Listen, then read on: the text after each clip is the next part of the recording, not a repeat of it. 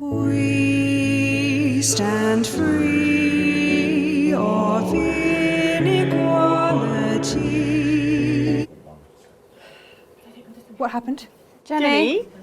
We're not being broadcast. Alex is putting something else out. Well, let me see.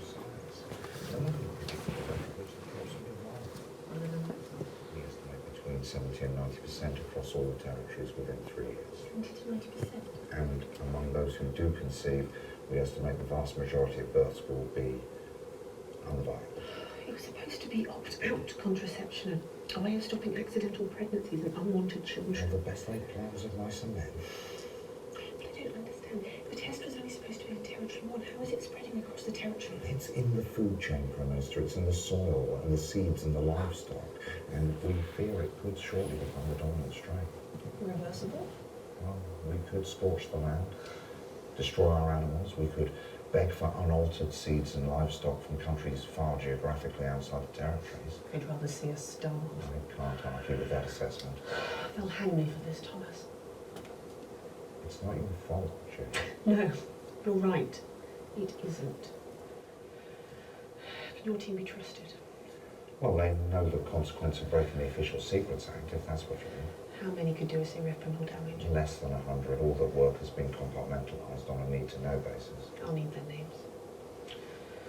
This can never come out. Never. If it did, the consequences for all defence administration and the whole endeavour will be at risk. Undoubtedly. I have to blame the bombs then. Radiation, an unforeseen side effect of a necessary evil. It's scientifically possible given the wind patterns. And we'll need to prepare the population. Reframe the way they view starting a family and stress the advantages of a childless life. It would be surprisingly malleable when presented with a positive spin. And we'll need to accelerate the transition centre programme. It has the capacity. I need that list of names tonight, Thomas. Is there no other way? Can you think of one? In time, possibly. A luxury we sadly do not possess. Shall I begin destroying the records? Maybe the security services will take it from here. They can be relied upon to close off loose ends. Of course. I'll expect your resignation as well, Thomas. Obviously. And then I suggest that you, Jean, and the children find it quite gone with the territories and start a new life. Do something mundane and unobtrusive. Thank you, Julia. It's not to make me, Thomas. We're all friends. You have 72 hours. After that, I'll need to give them your names as well. I understand. That'll be all. Thank you, Prime Minister.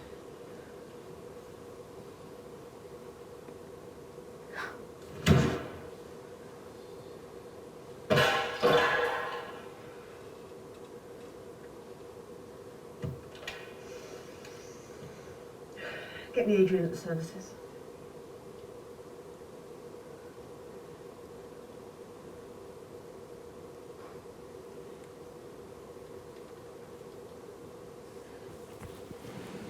I don't get it. I do. Where did this footage come from? I mean, this footage was illegally obtained. It's falsified, clearly. Sorry, which is it? What? Was it illegally obtained or was it falsified? It can't be both. Oh, well, clearly it is. Prime Minister, that footage seems to show you and your chief scientific officer Dr. Thomas Wellington. discussing a problem with our food. Is that correct? Well, how would I know? I've never seen this footage before. That was your office, Prime Minister. Well, obviously, yes. And that's Dr. Wellington. Again, yes. And you are discussing what I think you're discussing, Prime Minister. Well, I can't read your mind, Megan, but I'd ask you to consider very carefully before continuing this line of questioning. Can we get the music back, please, Jenny? My sister wanted children. We tried. So many times before Stacey. I've always wanted a large family, 5 or 6 kids. That's how I grew up. Watch out, Prime Minister. The women are coming. How long have we got? Less than 2 minutes. You got this? I was born for this. Prime Minister. Julia. What have you done? To be preposterous. I haven't done anything. The footage doesn't lie, Prime Minister. Please, the footage does nothing but lie. It can be made to show anything, to prove any point. Surely you don't need me to tell you that. You're the territory's leading expert into massaging the facts into whatever shape we want. Why do you think you rose so high so quickly? It's not your journalistic integrity after all. That was Jeremy Donaldson's thing, and look where that got him. Have you been covering up the sterilisation of the men and women of the territories, Prime Minister? Don't be ridiculous. Is there something wrong with our food, Prime Minister? Of course not. Will you be resigning your position, ma'am? How dare you ask me that? Will there be elections now, Miss Salisbury? Will you be compensating your victims? Will there be an inquiry? I am not going to dignify these conspiracy theories with a response. How many unviable births? How many hundreds of thousands of grieving parents? Is there blood on your hands, Prime Minister? I don't have to put up with this. Someone have that footage analysed if there's even a chance it's falsified. I think we all know it isn't. I can't do this. Helen. You have to say something. What? What is there to say? It's what you do. So do it.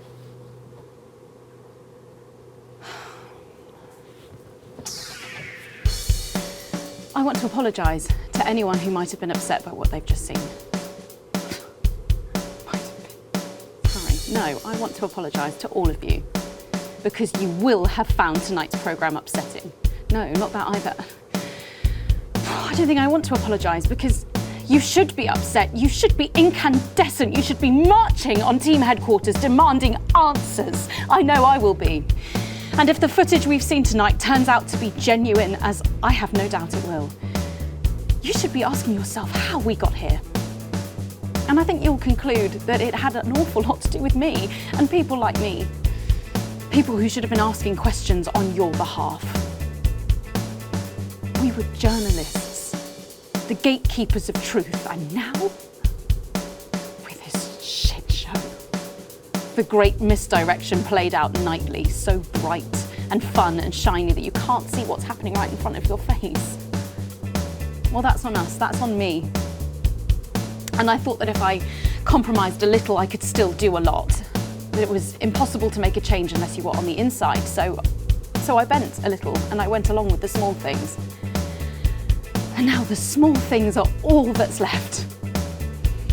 Because when the change is happening so slowly, when it's only one cut a day, well then it's easy to forget that you're bleeding.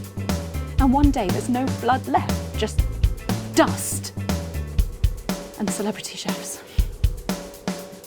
My name's Megan Wolfe, and I am sorry for misleading you, night after night. Only you can make tomorrow better. And we're out.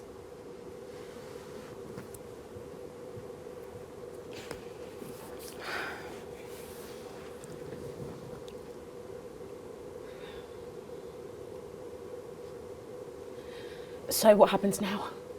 You'll get fired, I guess. Bozeman wants to see you all on the 15th floor. Well, that's that then. No, don't rule Bozeman out just yet. He plays his cards close to his chest and he still hasn't forgiven them for putting us into public ownership. And don't forget, Bozeman is the one who put Jeremy in the seat in the first place. Yeah. He'd have been proud of us tonight. Jeremy, wouldn't he? Damn straight.